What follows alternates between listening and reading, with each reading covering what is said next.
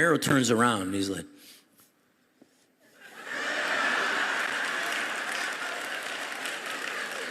Schneider, how could you support that schmuck? Trump is a schmuck. I looked right at him and I said, I love you. I love you. I swear to God, he looked right at me and went like, okay. That's the only way to handle this. We're never going to be able to out-cancel the cancel culture. They're better at it than us. It's got to be through love. That is...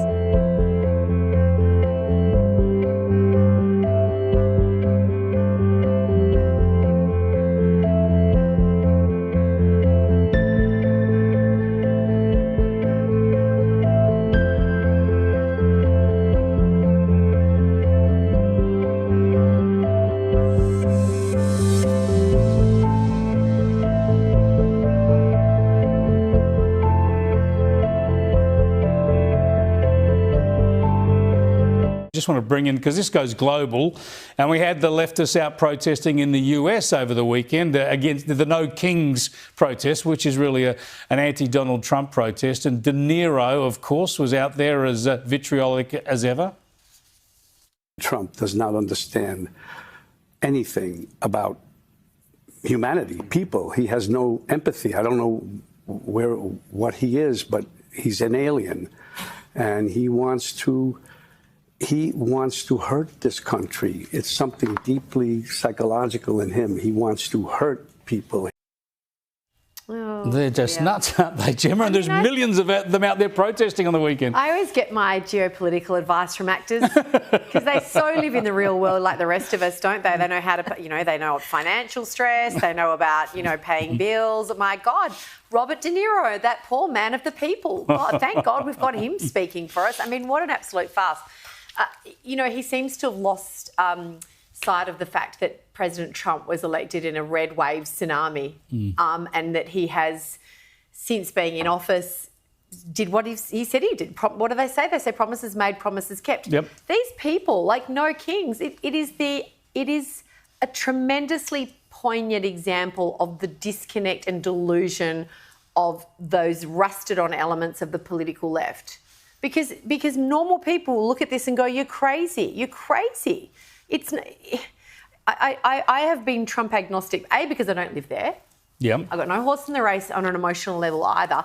But you can look and sit back objectively and go, no wonder Americans voted the way they did. Exactly. And all of this talk of Kamala going again, I say let her go again.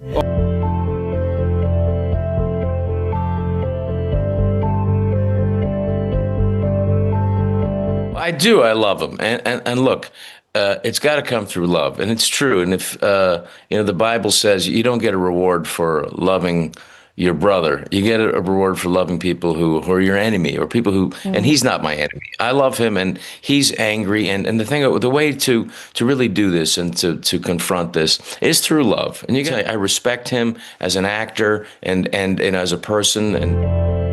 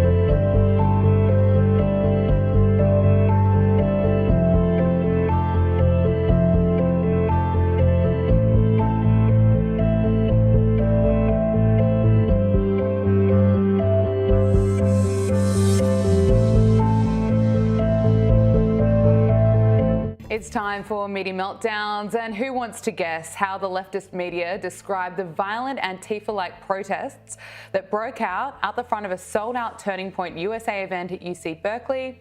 Well, they described it as mostly peaceful. Yeah, things have been lively here. While that Turning Point USA event is still happening inside, protesters have been out here for hours. You can see them still here behind me. They have been chanting, just a very, very lively scene out here. While things have been mostly peaceful, there have been some tense moments. Earlier this evening, there was a scuffle that broke out where two men started fighting. UC Berkeley police had to break up that interaction. Later, someone was throwing smoke bombs and a car backfired, leading some of the people who were protesting to run away. Mostly peaceful, except for a bit of a scuffle. And let's play another clip of what actually unfolded that the media won't show you.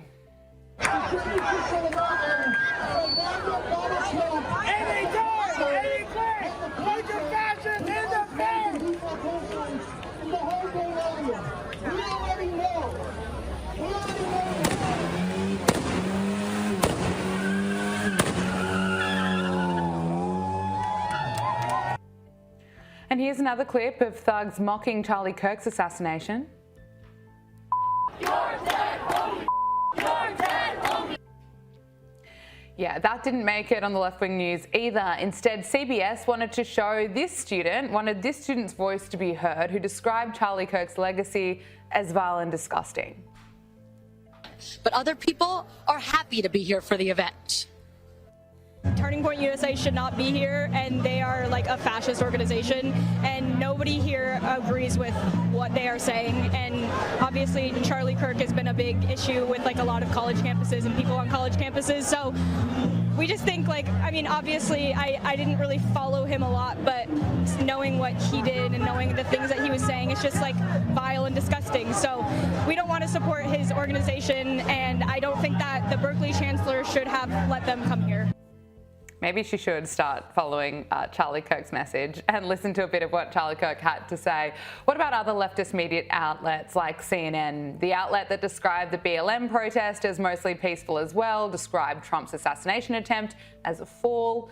Well, according to CNN, Antifa-linked violence, it barely exists. Compared to right-wing extremists, Antifa-linked violence is rare and limited. But that has not stopped Trump from blaming Antifa for just about every act of violence in America since he first got into office. What about Jimmy Kimmel? How did he describe Antifa? You understand, there's no Antifa. This is an entirely imaginary organization. There is not an Antifa. This is no different than if they announced they rounded up a dozen Decepticons. We've captured the Chupacabra, everyone.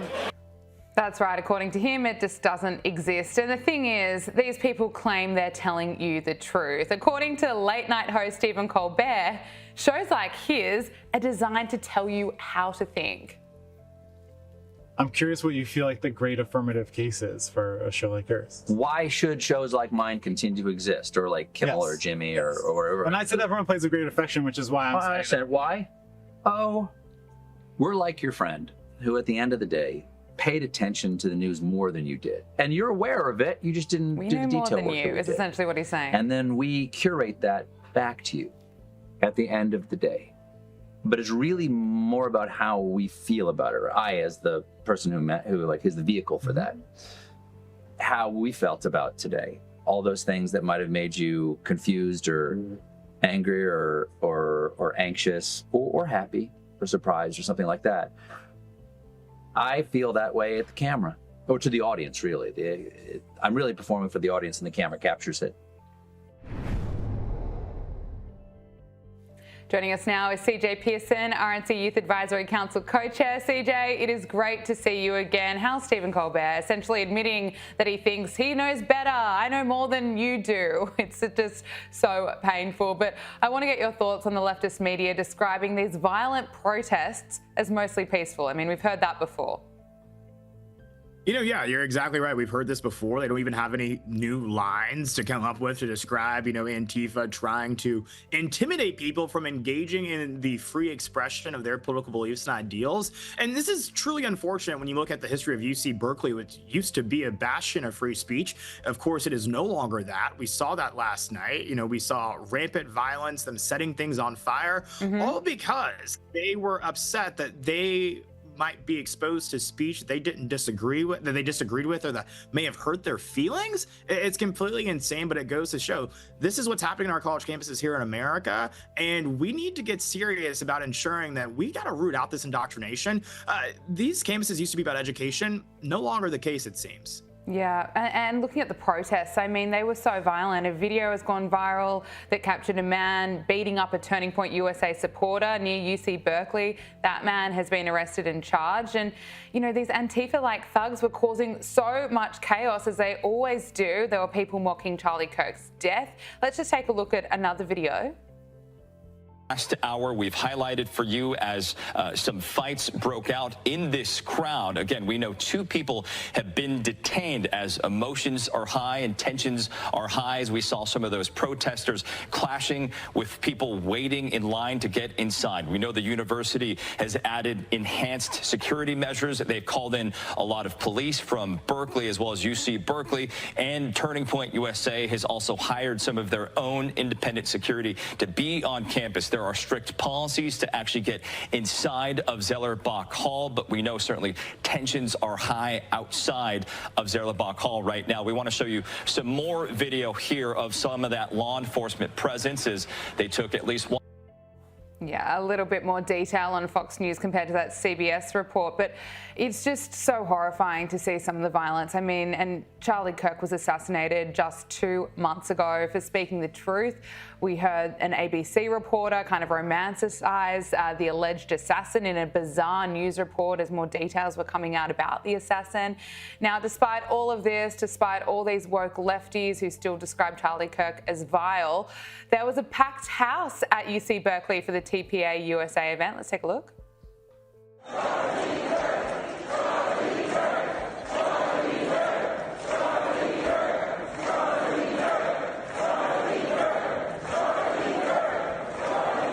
Yeah, we love to see it. Still so much love for Charlie Kirk. No, you're exactly right. And it goes to show that regardless of how, often these people try to censor free speech, I think people are obsessed with the idea of actually being passionate and going out and fighting for what they believe in now, especially in the wake of Charlie's death. I think we've talked about this often on your program, is that his passing created 1,000 Charlie Kirks, millions actually, right, across the world, who are ready to, pick up the mic and fight for what he did. But what I find interesting about that previous clip more so is the amount of security that Turning Point had to bring on campus, the amount of police officers that had to be present at that event. I've never heard of a liberal campus event having to have that much security or that many, police officers present for them to be able to, vocalize whatever they believe in. Why is it only conservative events that have to make the investments in security that we're seeing at this event? It goes to show, they have never been the party of tolerance, and they certainly aren't here today.